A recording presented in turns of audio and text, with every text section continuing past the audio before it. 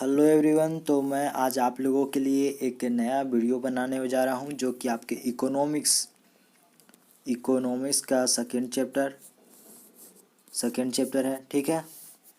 ऐसे मैं आप लोग के टेलीग्राम में सिविक्स का क्विज़ेस दे रहा हूं, तो आप उसके जाकर देख सकते हैं। ऐसे मैं सिविक्स का बता ही दिया हूं एक दो चैप्टर, तो वो आप लोग जाके वीडियो में देख सकते हैं। हमारे चैनल में लिंक में जाकर आप देख सकते हैं, आराम से देख सकते हैं। ठीक है। अब मैं आप लोगों को एक चीज़ बताऊंगा। देखिए, मेरे एक व्यूवर्स ने एक हमसे अपील की थी कि सर आप हमें सिलेबस के अंतर्गत जितने भी चैप्टर आते हैं उसका नाम बता दीजिएगा। तो मैं चलिए आज उसको बता देता हूँ। ये आपके फर्स्ट हो गया हिस्ट्री का,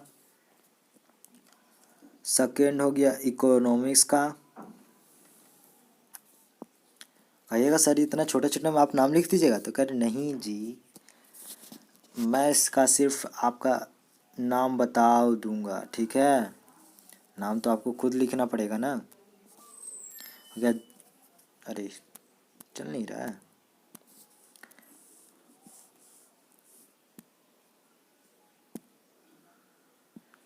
अब ज्योग्राफी लेना पड़ेगा यार, सॉरी। ये आपका ज्योग्राफी हो गया और एक बच गया आपका सिविक्स का। ठीक है, ये आपका 4 चैप्टर्स हैं। ठीक है, मतलब 4 बुक हैं, चैप्टर्स नहीं हैं। आप लोग घबराइए मत। ठीक है, तो देखिए आपका पहला हो गया जो कि देखिए ये चारों हैं, तो चारों 20-20 मार्क्स का आएंगे। ठीक है, चारों 20-20 मार्क्स आएंगे और टोटल 80 हो जाएगा। ठीक है, तो आपके पहला है यूरोप में राष्ट्रवाद का उदय, ये आपके 20 मार्क्स के आएंगे। दूसरा है आपका भारत में राष्ट्रवाद, जो कि आपके 20 मार्क्स के आएंगे। हो गया। ठीक है, अब चलिए इकोनॉमिक्स में आते हैं। तो इकोनॉमिक्स में क्या क्या है, ये क्या लिखा हुआ इकोनॉमिक्स ना है। हाँ, तो उसमें चले आते हैं। तो उसमें देखिए क्या क्या है। उसमें पहला लेसन जो कि आपका विकास है। ठीक है, पहला लेसन है आपका विकास, जो कि 5 मार्क्स के आने वाले हैं। दूसरा लेसन है आपका भारतीय अर्थव्यवस्था के क्षेत्रक, ये भी आपके 5 मार्क्स के आएंगे। थर्ड लेसन क्या है आपका, तो आपका मुद्रा एवं साख, ये भी 5 लेसन के आने वाले हैं, 5 मार्क्स के आने वाले हैं। और फोर्थ लेसन क्या है, ये आपके वैश्वीकरण और भारत में आर्थिक व्यवस्थाएं, ऐसा ही करके कुछ है, ये भी 5 मार्क्स के आने वाले हैं। मीन्स कि आपके 4 लेसन है, उससे आपके 5 मार्क्स आने वाले हैं। ठीक है, ये 5 मार्क्स जितने भी हैं वो सभी आने वाले हैं। ठीक है, अब चलिए ज्योग्राफी को बता देते हैं। ज्योग्राफी में क्या है, तो ज्योग्राफी में पहला है संसाधन में विकास, इससे भी 5 मार्क्स आएंगे। ठीक है, अब दूसरा है क्या, दूसरा में कृषि है, उससे भी 5 मार्क्स आएंगे। तीसरा क्या है, तीसरा में विनिर्माण उद्योग है, उसमें भी 5 मार्क्स आएंगे। और फोर्थ क्या है, फोर्थ है आपका राष्ट्रीय अर्थव्यवस्था की जीवन रेखाएं, इससे भी 5 मार्क्स आएंगे। ये सभी 5 मार्क्स आने वाले हैं। तो आप लोग जानते हैं कि टोटल 14 चैप्टर है, 2 इससे, 4 इससे, 4 इससे, 4 इससे। सिविक्स में 4 लेसन और बचा है। सिविक्स में 4 लेसन कौन कौन से हैं वो देख लेते हैं। तो देखिए, पहला लेसन हो गया आपका क्या, सत्ता की साझेदारी, उससे भी 5 मार्क्स आएंगे। दूसरा लेसन क्या हो गया, दूसरा लेसन हो गया आपका क्या, संघवाद। ठीक है, तो उससे भी 5 मार्क्स आएंगे। तीसरा लेसन क्या हुआ, राजनीतिक दल, उससे भी 5 मार्क्स आएंगे। और फोर्थ लेसन बच गया, जो फोर्थ लेसन बच गया वो क्या कहलाया, लोकतंत्र का परिणाम, उससे भी 5 मार्क्स आएंगे। तो ये आपका जितना भी है वो मैं बता दिया हूँ। ठीक है, और इसका मैं जो लेसन्स आने वाले हैं उसका मैं डिस्क्रिप्शन में भी बता दूंगा, तो आप लोग इसे समझ जाइए भी, और डिस्क्रिप्शन में जाके आप वहाँ से नोट डाउन कर लीजिएगा। ठीक है, तो चलिए अब हम लोग अपना लेक्चर स्टार्ट करते हैं, जो कि आज मैं लेकर आया हूँ भारतीय अर्थव्यवस्था के क्षेत्रक। ठीक है, भारतीय अर्थव्यवस्था के क्षेत्रक, इसके मैं कुछ कुछ इम्पोर्टेंट थिंग्स बताऊंगा आज, जो आपकी आपके एग्ज़ाम में मायने रखता है। ठीक है, तो देखिए मैं कुछ इसका विश्लेषण किया और उसको यहाँ पर लेकर आया हूँ 2018 से लेकर अभी तक का, 2018 से लेकर 2020 तक का कुछ विश्लेषण है। ठीक है, तो देखिए 2018 में आपके 2 मार्क्स का क्वेश्चन इससे आया था। वो किस प्रकार था, एक वस्तुनिष्ठ एवं अति लघु उत्तरीय था, मतलब एमसीक्यू, और 1 मार्क्स वाला क्वेश्चन था, एक लघु उत्तरीय था। ठीक है, उसी प्रकार से 2019 में भी 1 मार्क्स, 5 मार्क्स और 1 मार्क्स, मतलब कि इतने सारे आपके इतने से आए थे। ठीक है, मतलब इसमें भी 7 मार्क्स रख लीजिए, इसको बोल्ड से करते हैं, इसमें भी 7 मार्क्स रख लीजिए आप, और यहाँ पर भी दोनों में से 7 मार्क्स आए थे। ठीक है, तो मतलब देखिए मैक्स टू मैक्स आपका 5 से 7 मार्क्स आएगा, लेकिन इस बार वाला में क्या दिया हुआ है, इस बार वाले में 5 मार्क्स से भी आ सकता है, 7 मार्क्स का भी आ सकता है। अगर किसी में 7 आएगा तो किसी में आपका 3 आएगा, किसी में 3 आएगा तो किसी में आपका 7 आएगा, इसी प्रकार से आएगा। ठीक है, मतलब एक जो सब्जेक्ट है, चाहे इतिहास हो, चाहे भूगोल हो, चाहे आपका नागरिक शास्त्र हो, या चाहे आपका राजनीतिक शास्त्र हो, इन सभी से आपका 20 नंबर का आएगा, ये कंफर्म है। ठीक है, तो चलिए अब हम लोग स्टार्ट करते हैं लेक्चर। इसका एनालिसिस भी बता दिए। तो देखिए आर्थिक कार्यों का क्षेत्रक, अब इसके बारे में कुछ बताऊंगा। भारतीय अर्थव्यवस्था का क्षेत्रक, जो भारत के अंदर जो भी अर्थव्यवस्था होती है, अर्थव्यवस्था के अंतर्गत 3 क्षेत्रक आते हैं, उसके बारे में मैं नीचे बताऊंगा आपको। तो आप लोग घबराइएगा नहीं, आप लोग वीडियो को लास्ट अंत तक देखिएगा। मैं इसे चाहूँगा इस लेसन को कि 2 वीडियो में पूरा कंप्लीट कर दूँ। ठीक है, तो आपका 2 वीडियो में हो जाएगा कंप्लीट। ठीक है, और ये जो मैं सोर्स लेकर आया हूँ वो आपके कहीं नहीं बल्कि आपके ओसवाल कंपनी के मिनी नोट्स के रूप में लेकर आया हूँ। ठीक है, इसका पीडीएफ मैं आपको अपने टेलीग्राम चैनल में जाकर भेज दूंगा, और वहाँ से आप इसे डाउनलोड कर सकते हैं और आप इसे पढ़ भी सकते हैं, एक बार रिवीजन भी मार सकते हैं, ताकि आपका जितने भी टॉपिक हैं, कॉन्सेप्ट्स हैं, सब क्लियर हो जाए। ठीक है, चलिए स्टार्ट करते हैं, बिना देरी किए हुए स्टार्ट कर लेते हैं हम लोग। तो देखिए पहला क्या कहता है, आर्थिक कार्यों के क्षेत्र। ठीक है, वे सभी गतिविधियां जो हमें आय प्रदान करती है उन्हें आर्थिक गतिविधियां कहते हैं। तो देखिए 1 मार्क्स का क्वेश्चन क्या कहता है, आर्थिक गतिविधियां क्या कहलाती हैं। सिंपल सा, बस 1 मार्क्स का क्वेश्चन आता है कि आर्थिक गतिविधियां क्या कहलाती है। तो 16 मार्क्स का एक एमसीक्यू आएगा आपका, तो उसमें से 1 मार्क्स का ये पूछता है कि जो आर्थिक गतिविधियां क्या है या क्या कहलाती है। तो आप उसको सिंपली लिखिएगा, एक आपके एक सेंटेंसेस में क्या लिखिएगा, वो लिखिएगा कि वे सभी गतिविधियां जो हमें आय प्रदान करती है उन्हें आर्थिक गतिविधियां कहते हैं। एकदम 1 मार्क्स आपके हाथ में। अब इसका एग्जाम्पल दे दीजिएगा। ठीक है, उसका एग्जाम्पल क्या होगा, तो देखिए उसका एग्जाम्पल आप दे दीजिएगा, जैसे लोग फैक्ट्रियाँ, बैंकों, विद्यालयों आदि में काम करने के लिए जाते हैं, ये आपका एग्जाम्पल हो गया। ये डेली लाइफ से भी आप दे सकते हैं, कौन सा आय प्रदान करता है, जैसे किसी के अगर पापा जॉब करते हैं तो वो आपका आय प्रदान करता है। फिर या फिर किसी के फादर्स जॉब करते हैं आपके फैक्ट्रीज में, या फिर कहीं और भी करते हैं, तो वहाँ से आपकी आय आती है, तो आपकी आर्थिक गतिविधियाँ कहलाया। ठीक है, चलिए अब हम लोग नेक्स्ट पॉइंट की ओर देखते हैं। नेक्स्ट पॉइंट क्या है हमारा, देखिए अब इसके अंतर्गत कुछ कुछ अस्मरणीय तथ्य हैं, मतलब उसको याद करने का फैक्ट है। ठीक है, रिमेम्बरिंग फैक्ट।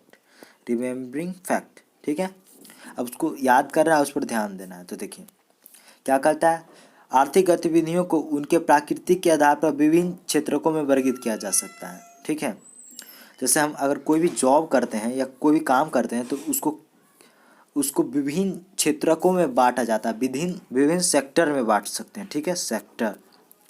ठीक है, जैसे होता है ना कि एक ऊंचे दर्जे का व्यक्ति है, एक नीचे दर्जे का व्यक्ति है, उसी प्रकार से इसमें भी होता है। ठीक है, वह किसके आधार पर बांट सकते हैं, तो आपके प्राकृतिक आधार पर। तो ये भी एक क्वेश्चन आता है 1 मार्क्स वाले में, कि जो आपके आर्थिक गतिविधियां हैं वह किसके आधार पर हम वर्गीकरण करते हैं या वर्गीकृत करते हैं। तो आप उसको मारिएगा, मतलब उसको लिखिएगा आप प्राकृतिक के आधार पर। ठीक है, आप उसको क्या लिखिएगा, प्राकृतिक के आधार पर। ठीक है, चलिए अब उसके अंतर्गत क्या क्या है, क्या क्या वर्गीकृत किया गया उस पर ध्यान देते हैं बिना देरी किए। तो चलिए हम लोग आ गए हैं।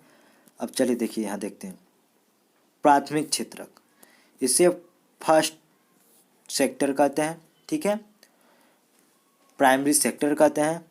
ठीक है, अब इसके अंतर्गत क्या क्या होते हैं, जब हम प्राकृतिक संसाधनों का उपयोग करके किसी वस्तु का उत्पादन करते हैं तो उसे प्राथमिक क्षेत्रक की गतिविधि कहा जाता है। जैसे देखिए बताते हैं, कोई भी काम जो प्राकृतिक से आता हो, प्राकृतिक से कैसे होता हो, जैसे भूमि से जुड़ा हो, पेड़ पौधा से जुड़ा हो, वह आपका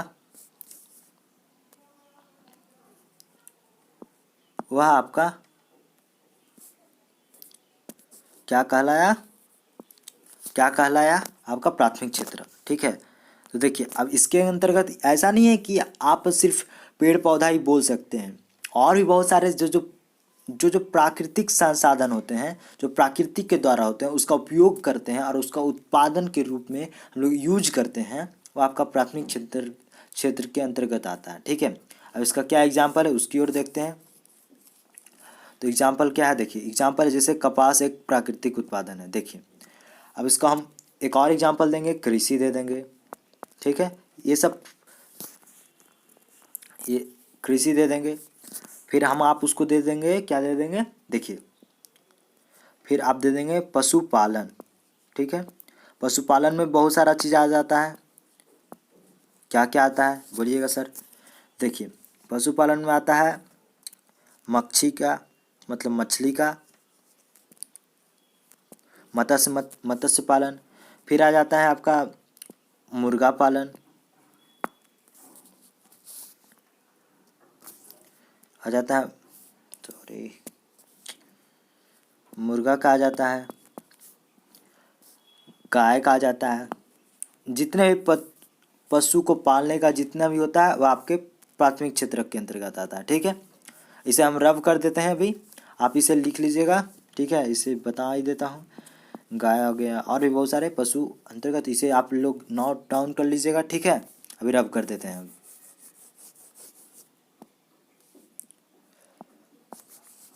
इससे एक बार में हो जाता है।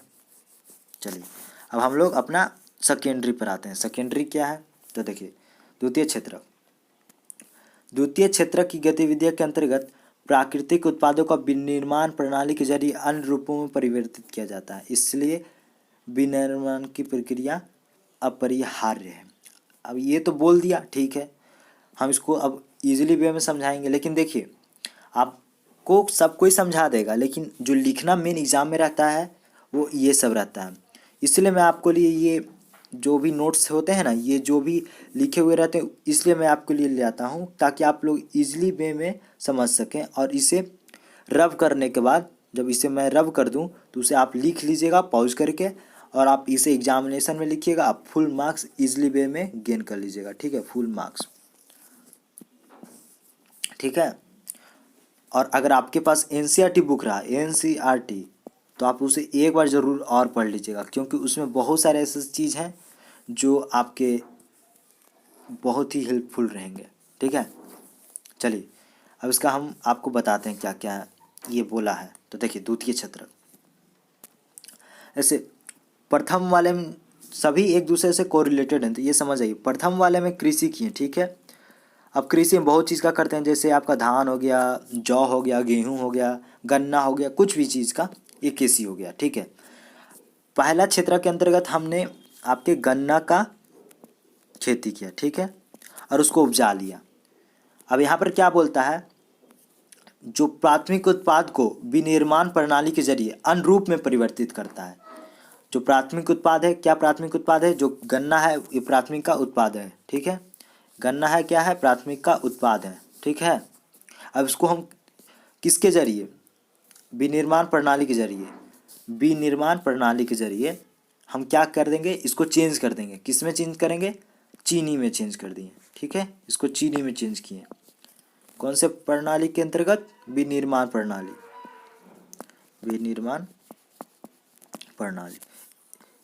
अब ये किसके अंतर्गत आ गया, आपके सेकेंडरी के अंतर्गत आ गया। तो देखिए कोई भी प्राकृतिक वस्तु जो कि ये प्राकृतिक वस्तु है, उससे उत्पादन हुआ क्या चीज़ का, गन्ना का, उसको किसके द्वारा किए हम, विनिर्माण प्रणाली के द्वारा। और कहाँ उसको बदल दिए हम, तो आपके सेकेंडरी में, मतलब द्वितीय क्षेत्र में बदल दिए। उस वस्तु को प्रवृत्ति कर दिए किसके द्वारा, विनिर्माण प्रणाली के द्वारा वह आपका द्वितीय क्षेत्रक कहलाया। ठीक है, अब इसे रब कर देते हैं, आप इसे वहाँ से नोट डाउन कर लीजिएगा। ठीक है, चलिए अब हम लोग नेक्स्ट की ओर देखते हैं। नेक्स्ट क्या है हमारा, तो नेक्स्ट है हमारा, देखिए ये एग्जाम्पल हो गया गन्ने को चीनी में रूप में परिवर्तित करना। इसी तरह से आप बहुत एग्जाम्पल दे सकते हैं। ठीक है, आपका यहाँ विनिर्माण प्रणाली हो गया, खनन भी होता है, जैसे आप लोग खनन करते हैं कोई भी उद्योग में या फिर कोई भी कोयला खदान में आप लोग खनन करते हैं, वह आपके सेकेंडरी में आते हैं। ठीक है, इसे रब कर, अब इसे रब कर दिए, तो अब हम इसे नेक्स्ट की ओर देखते हैं। नेक्स्ट क्या है, तो देखिए नेक्स्ट है तृतीय क्षेत्रक। तो इसके अंतर्गत क्या क्या आता है, मैंने आपको जब ऑब्जेक्टिव लिया था तो उसको सिंपली बताया था कि जो तृतीय क्षेत्रक उसमें सेवा, किसी को जब सेवा हम प्रदान करते हैं, जो फर्स्ट एवं सेकेंड जितने भी क्षेत्रक के अंतर्गत जो काम आते हैं उसको जो हम सेवा प्रदान करते हैं वो आपका तृतीय क्षेत्रक कहलाता है। ठीक है, अब इसके बारे में कैसे हम लिख सकते हैं बोर्ड में एग्जाम्स में, उसको बारे में बता देते हैं। तो देखिए प्राथमिक एवं द्वितीय क्षेत्रक को सभी उत्पादन इकाइयों में सहायता करती है, वे सभी गतिविधियां तृतीय क्षेत्रक के अंतर्गत आती है। अभी जस्ट एवं बताए थे कि सेवा प्रदान करती है। ठीक है, कि सेवा प्रदान करती है, फर्स्ट वाले को सेवा या सहायता एक ही होता है, तो आप लोग घबराइएगा नहीं, समझिए सिर्फ। ठीक है, सेवा प्रदान करती है। अब इसे सेवा क्षेत्रक के नाम से भी जाना जाता है। तो देखिए ये भी क्वेश्चन पूछ सकता है 1 मार्क्स वाले क्वेश्चन में कि तृतीय क्षेत्र को किस और नाम से जाना जाता है, तो वह आपका सेवा क्षेत्र। ठीक है, अब इसके अंतर्गत क्या क्या आ सकते हैं, तो देखिए इसके अंतर्गत आएंगे आपके डॉक्टर, चिकित्सक, शिक्षक एवं वकीलों के द्वारा दी जाने वाली सेवा। ये ही नहीं और भी बहुत सारे आते हैं। देखिए जैसे आएंगे संचार, कम्युनिकेशन, बैंकिंग, ये सब आप लोग नोट डाउन करते जाइए। उसके बाद फिर आपके आते हैं यातायात, ये क्या करते हैं, यातायात हम लोग को सेवा प्रदान करते हैं। क्या करते हैं, हम लोग का सेवा प्रदान करते हैं। ठीक है, सेवा प्रदान करते हैं, ये सभी हम लोग को सेवा प्रदान करते हैं। तो आपके थर्ड वाले में आ गए। ठीक है, थर्ड क्षेत्रक में आ गए। ठीक है, तो मुझे आशा है कि आप लोग का समझ में पूरा आ गया होगा ये सभी। अब इसके अगले पॉइंट की ओर देखेंगे, उसके बाद फिर वीडियो को आगे बढ़ते हुए चलिए देखते हैं क्या है। तो देखिए ये तीनों क्षेत्र के एक दूसरे पर अत्यधिक रूप से निर्भर है। हमने बताया अभी कोरिलेटेड करके आपको कि कैसे निर्भर है। प्राथमिक क्षेत्र को हम लोग अगर विनिर्माण प्रणाली के जरिए अन्य रूप में परिवर्तित करते हैं तो क्या बन जाता है, आपके द्वितीय क्षेत्रक। और इन तीनों को जब अगर कोई सेवा प्रदान करता है तो आपका तृतीय क्षेत्र कहलाता है, आपका तृतीय क्षेत्र कहलाता है। ठीक है, तो वही बोल रहा है, क्या बोला, देखिए बोल रहा है कि जो ये तीनों क्षेत्र के एक दूसरे पर अत्यधिक रूप से निर्भर है, इनकी व्याख्या एक उदाहरण के द्वारा की जा सकती है। अब एक व्याख्या है उसके द्वारा हम उदाहरण देते हैं आपको और समझाते हैं कि कैसे निर्भर है। ठीक है, देखिए किसान कुछ वस्तु जैसे ट्रैक्टर, पंप, उर्वरक विनिर्माण क्षेत्रक से कृषि उत्पादों प्राथमिक क्षेत्र को उत्पादित करता है। देखिए अब कैसे हम बताते हैं, कोई भी कृषि है, ठीक है, गलत लिख दिए यार। देखिए कोई भी कृषि है तो उसका उत्पादक हम किसके किसके द्वारा कर सकते हैं। पहले के ज़माने में तो हल लोग यूज करते थे, लेकिन अब तो हल नहीं यूज होता है। अब होता है क्या, होता है आपका ट्रैक्टर हो गया, फिर फार्म हो गया, फिर डीजल पंप हो गया, बहुत सारे ऐसे चीज़ जो कि हमारे क्या होते हैं, विनिर्माण के द्वारा जो विनिर्माण प्रणाली है, जो विनिर्माण इक्विपमेंट है उसके द्वारा हम लोग करते हैं। ठीक है, तो आपका क्या हो गया, आपका रुकिए बताते हैं, कृषि हुआ किसके हेल्प से, सेकेंडरी की हेल्प से, क्योंकि इसके अंतर्गत विनिर्माण वाले वस्तु आते हैं। ठीक है, विनिर्माण वाले वस्तु आते हैं। ठीक है, तो फर्स्ट का हेल्प हुआ किससे, सेकेंड से। और कोई कृषि उत्पाद कर लिया, जैसे अगर कोई गन्ना, रब कर देते हैं इसे, कोई अगर गन्ना उत्पाद किया, ठीक है, कोई गन्ना उत्पाद किया, ठीक है, ये फर्स्ट के अंतर्गत आ गया। अब सेकेंडरी में क्या हुआ, विनिर्माण की सहायता से, ये विनिर्माण की सहायता से हम क्या किए, उसको चीनी में बदल दिए। ठीक है, ये सेकेंडरी हो गया।